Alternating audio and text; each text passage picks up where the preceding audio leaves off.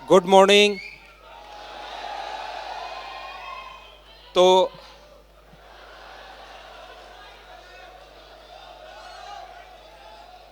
जैसा सर ने हमें काफ़ी सारी चीज़ें अभी बता कर गए हैं, इन चीज़ों से अगर आप लोग अब मोटिवेट तो आप लोगों को होना ही पड़ेगा और सिलेक्शन आप लोगों को लेना ही पड़ेगा।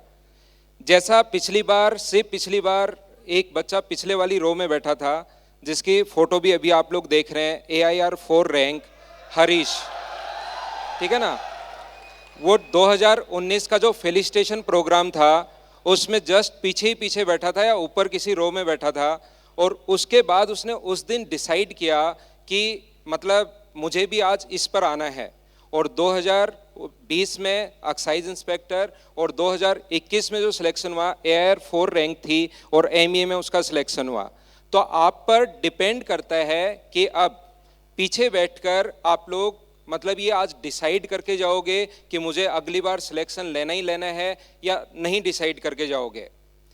कल शाम को इस प्रोग्राम को पूरा जो कोऑर्डिनेट करने के लिए हरीश सर हैं, उन्होंने पूरा प्रोग्राम देखा।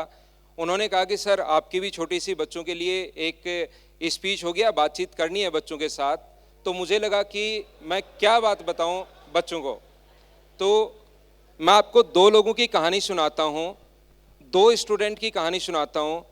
यहाँ पर ऐसा कोई भी स्टूडेंट बैठा है क्या, अपना हाथ ऊपर करना, जिसको कभी जिंदगी में ये लगा हुआ हो कि आज शाम को हम लोग खाएंगे क्या। एक स्टूडेंट मेरे पास आता है, दो लोगों की कहानियां मैं बता रहा हूं कि इस चीज के लिए कितना डेडिकेशन आप लोगों को चाहिए। पहला वो स्टूडेंट है जो मेरे पास आता है कि सर मुझे आपसे 2 मिनट चाहिए। मैंने पूछा कि क्या आप मेरे स्टूडेंट या मदर्स के स्टूडेंट या स्टूडेंट्स हैं क्या। बोले नहीं सर, मैंने आपको ऑनलाइन देखा है, सिर्फ मैं आपका स्टूडेंट नहीं हूँ, लेकिन मुझे आपके 2 मिनट चाहिए। तो मुझे लगा यार स्टूडेंट नहीं है तो मतलब मुझे मेरी यार क्लास है, मैं अभी तो चलता हूँ। बोले नहीं सर, आपकी 2 मिनट मेरी ज़िंदगी चेंज कर सकती हैं। तो उसका जो बातचीत करने का जो तरीका था ना, मुझे लगा यार चलो बातचीत करते हैं। तो उस बच्चे ने मुझे बताया कि सर जो मेरे फादर थे, जब मैं तीसरी या चौथी क्लास में था, देखना इसकी कहानी, अगर आप लोग इससे बुरी कंडीशन में हो, कुछ बच्चे क्योंकि मेरे पास आते हैं कि सर हमारी बहुत ख़राब कंडीशन है, हम क्या करें, घर वाले कुछ करते, घर वालों के पास कुछ नहीं है, अब नहीं करेंगे तो खर्चा नहीं चलेगा। इस बच्चे ने बताया कि जब वो 3rd-4th क्लास में था, उसके फादर ख़त्म हो गए ज़्यादा शराब पीने से। उसकी मम्मी कहीं पर काम करती हैं उसको, और लॉकडाउन के अंदर तो ऐसी कंडीशन हो गई थी क्योंकि वो डेली मजदूरी करते थे और उसके बाद 2-4-5 दिन का राशन होता था, लेकिन लॉकडाउन की कंडीशन ये थी कि उसके पास राशन भी नहीं था खाने के लिए। तो उसने सबसे पहले एक जॉब की, जो कि थी एक गार्ड की नौकरी।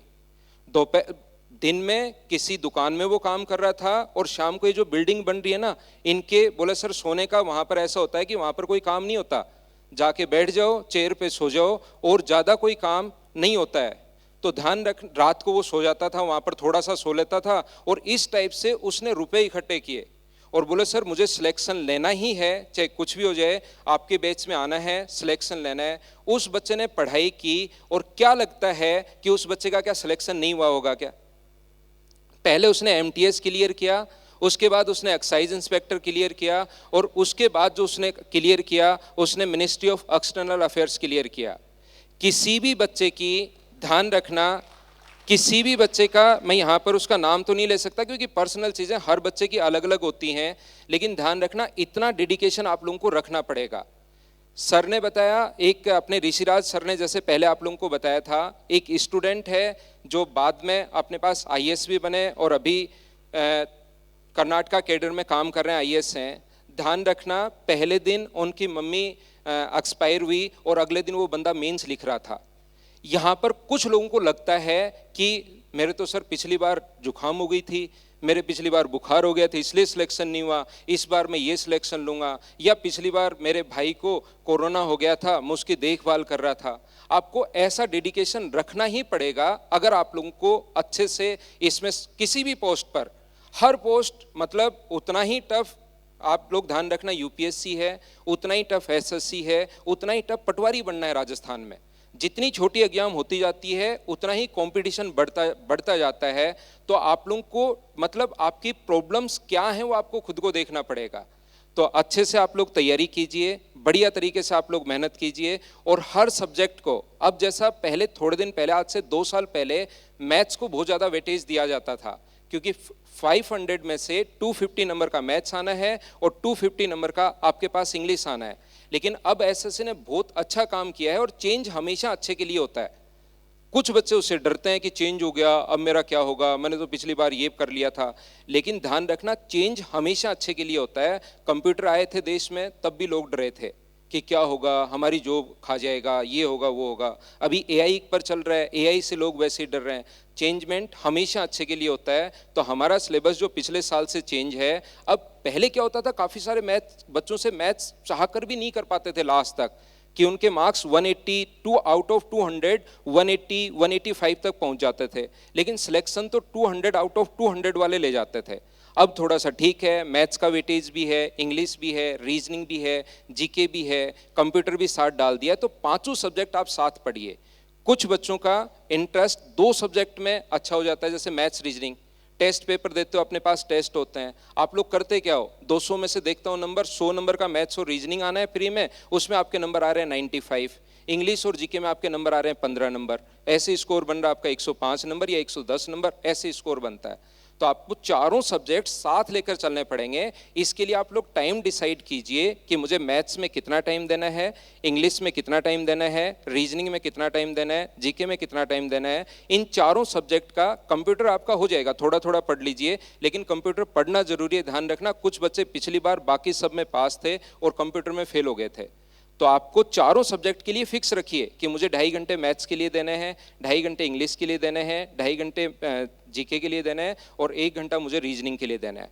तो 9 से 10 घंटे पढ़िए। सिलेक्शन से पहले ध्यान रखना कि कोई भी मतलब लिमिट नहीं है आपके पढ़ने की। 10 घंटे पढ़ो, 12 घंटे पढ़ो, 15 घंटे पढ़ो। सिलेक्शन के बाद आप लोग बोल सकते हो कि ना ना, मैं तो ज़्यादा नहीं पढ़ता था, 4 घंटे से ज़्यादा पढ़ना होता ही नहीं, 4 घंटे से ज़्यादा दिमाग चलता ही नहीं। वो सारी चीज़ें सिलेक्शन के बाद की चीज़ें होती हैं। पहले आप 10 घंटे पढ़ो, 12 घंटे पढ़ो, 15 घंटे पढ़ो, और आप 2 या 3 महीने पढ़कर देखिए, कम से कम 10-10 घंटे 3 महीने पढ़कर देखो, आपके अंदर खुद के अंदर निखार आपको खुद को नजर आएगा। तो ध्यान रखना कि आप लोग यहाँ पर आए हो, और इसके लिए आप लोग एक दिमाग में आपको ये बिठाकर ही जाना है कि अगली बार मुझे अगली रो में आना है, सिलेक्शन लेना है, तभी हमारा ये प्रोग्राम जो है वो सक्सेसफुल हो पाएगा। जैसे आपको टीचर भी काफ़ी बार कहानियाँ सुनाते हैं। जैसे अगर मैं एक छोटी सी बात करूँ, मान लो अकबर ने बिरबल से पूछा, ये कहानी सभी की सुनी हुई होगी और हर बंदा अपने अपने तरीके से सुनाता है, कि अकबर ने बिरबल से पूछा कि अपना ये जो राज्य है इसमें कितने कौवे हैं। तो बिरबल ने जवाब दिया कि सर, इस पे जो है ना वो 3214 हैं, 3214 अपने पास कौवे हैं अपने स्टेट में। तो अकबर ने कहा कि कम हो जाएगा तो क्या होगा? तो बोले सर, पड़ोसी स्टेट में हो सकता है गए हुए हों, और ज़्यादा हो गए तो बोला कि रिश्तेदार से यहाँ से मिलने के लिए आए हुए हैं वो कौवे, इसलिए ज़्यादा हैं। तो यहाँ पर जो पूरी की पूरी जो कहानी है ना, उसके अंदर एक नंबर छुपा हुआ है 3214। जैसे कोई भी टीचर अगर आप लोगों को समझाएगा तो ये पूरी की पूरी कहानी इसलिए वो बता रहा है ताकि ये 3214 एक नंबर याद रखो। और बताओ 3214 क्या नंबर है? क्या अपनी नॉर्थ साउथ से लेकर नॉर्थ तक जो इंडिया की जो डिस्टेंस है वो 3214 है? क्या ये आपको पता है क्या? आप नहीं पढ़ा है क्या अभी तक? ये चीजें मैं आपको, ये देखिए, ये मैं क्यों बता रहा हूं, पढ़ाया नहीं पढ़ाया उससे फर्क नहीं पड़ता। मैं ये बता रहा हूं आप लोगों को कि ये अपने पास जो आपकी एक लुसेंट की बुक है उसमें पहले पेज पर ही लिखा हुआ है। तो ये चीज़ें मैं आपको इसलिए बता रहा हूं कि आपको जो भी कहानी सुनाई जाती है, आप लोग बहुत सारे बच्चों को अकबर और बिरबल याद रह जाता है, उसके अंदर की चीज़ें याद नहीं रहती। आज का जो अपना प्रोग्राम है वो सिर्फ और सिर्फ इसलिए है, जो बच्चे सिलेक्ट हो गए उनको बहुत बहुत बधाई। लेकिन ध्यान रखना, ये बच्चे सिलेक्ट हो चुके हैं, नेक्स्ट स्टेज पर आ चुके हैं। अब इनका जो संघर्ष है वो इनके अनएम्प्लॉयमेंट के साथ नहीं होगा, इनका अब संघर्ष जो होगा अपनी जिंदगी को आगे बढ़ाने के लिए होगा।